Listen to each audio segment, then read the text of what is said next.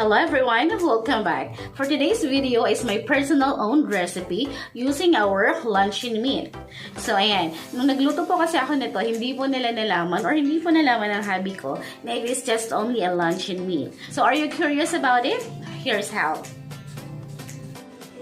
We need 3 cloves of garlic, 1 medium size of onion, 1 medium size of potato, carrot, 1 thumb of ginger.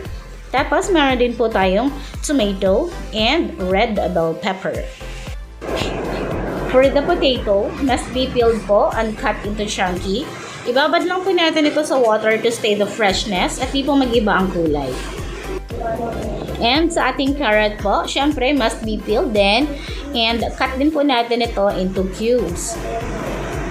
Then, we have here our onion. So, balatan din po natin. Then, cut po natin into slices. We have here our bell pepper, cut into chunky. Tapos po yung ating garlic. Ika-crush lang po natin ito. Tapos po yung ating naman, ginger. Kailangan po munang balatan. Then, cut lang po natin ito into slices. Okay, yung ating pong luncheon meat. 350 grams po ng ating luncheon meat, cutted into bite-sized cubes.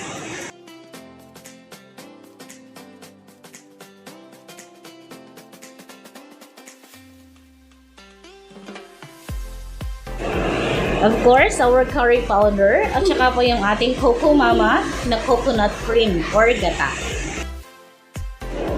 In a frying pan with a hot oil. So, fry lang po natin yung ating pong luncheon meat. Tapos po, iset aside na po natin ito dahil gagamitin po yan natin later.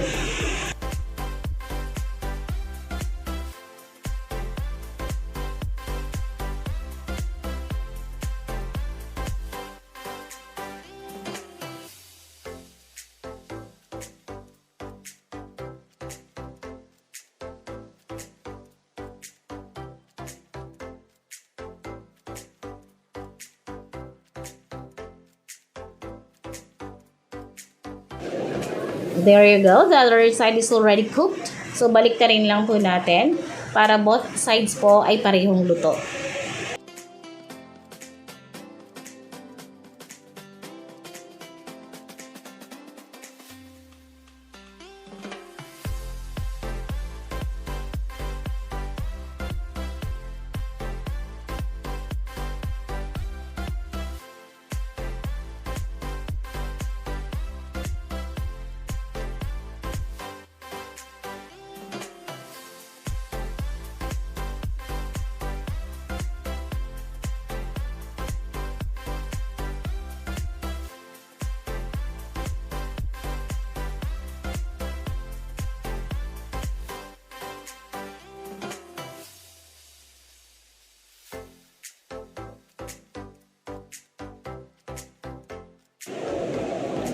Next po ay yung ating potato. So, hintayin lang po natin na maging translucent po ang ating potato dahil mas matigas po kasi ito kaysa sa ating ibang mga ingredients.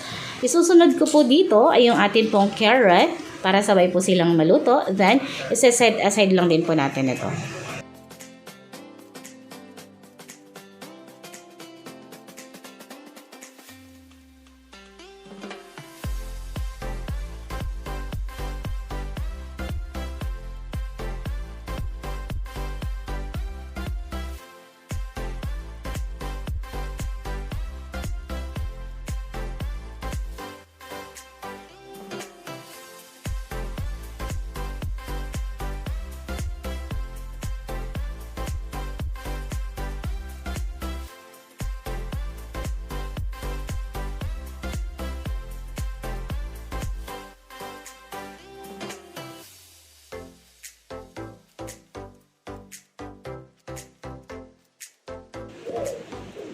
So, this time, magigisa na po tayo ng ating bawang.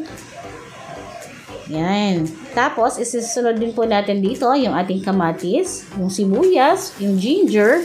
So, hintayin lang din po natin maluto. Then, ilalagay na din po natin yung ating luto na carrots at yung ating patatas.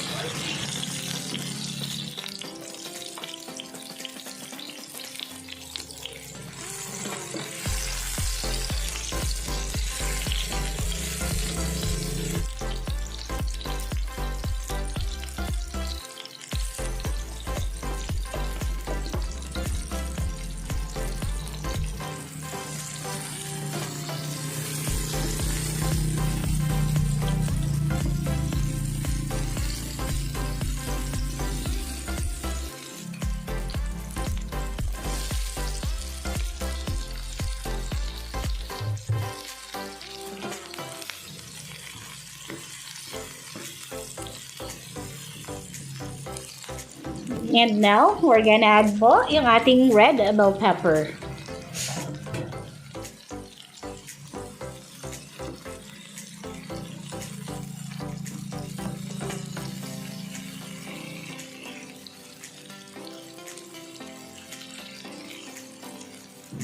And now, we're gonna add po yung ating cocoa mama gata. So, this is 200 ml po. Hatiin ko lang po ito. So, 100 ml lang po ang gagamitin natin dahil konti lang naman po ang ating lulutuin. So, haluin lang po natin to hanggang po sa maluto yung ating gata. Then, mag-subside po or ma-absorb po ng gulay natin yung ating cocoa mama.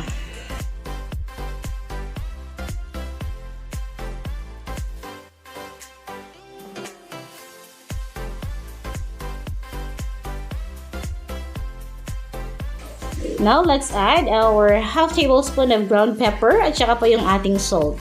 So, you can also add po ng ating seasoning granules para ma-enhance po yung flavor ng mga niluluto natin.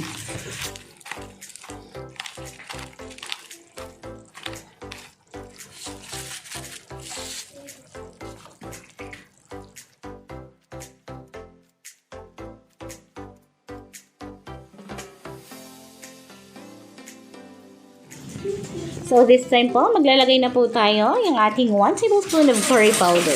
So, ang curry powder po ay blend po siya ng mga spices that come together kasi it will give po ng ating mga lulutuin ng warm and robust flavor.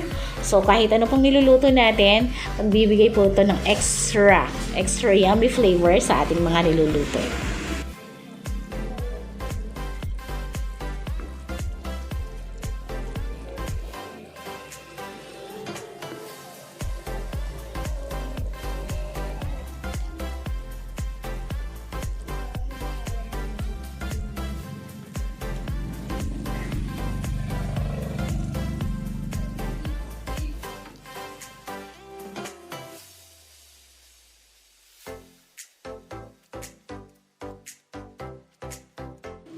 And now, it's time to drop yung ating pong luncheon meat. Yung bidang-bida sa ating lutuin, yung ating luncheon meat. Then, mix lang po natin to ng mabuti para ma-absorb po lahat ng curry powder natin at ng gata yung ating mga ingredients.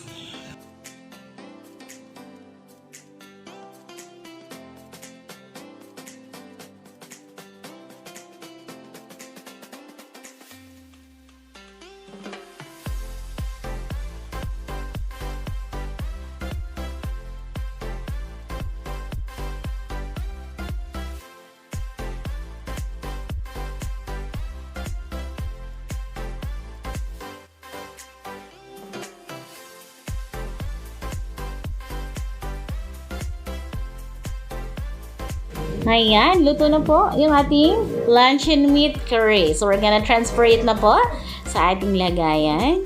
And it's ready to eat na.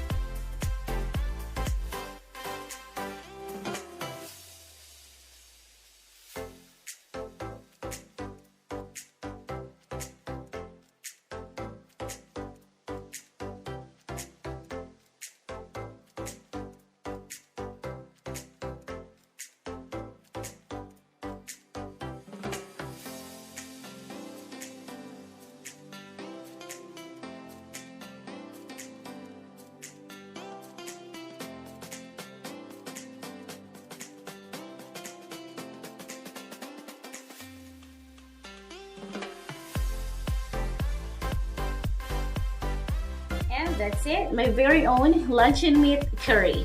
You can try this at home po to surprise your loved ones. Para may ibang twist naman po yung ating curry. Subukan niyo po guys, masarap talaga. Check na magugustuhan ng inyong pamilya. Ito po muli si Lorna Hermosilya na nagsasabing ang mga bagay-bagay ay napag-aaralan yan. Basta may tiyaga ka lang. Thank you so much for watching and I'll see you again on my next video. Bye!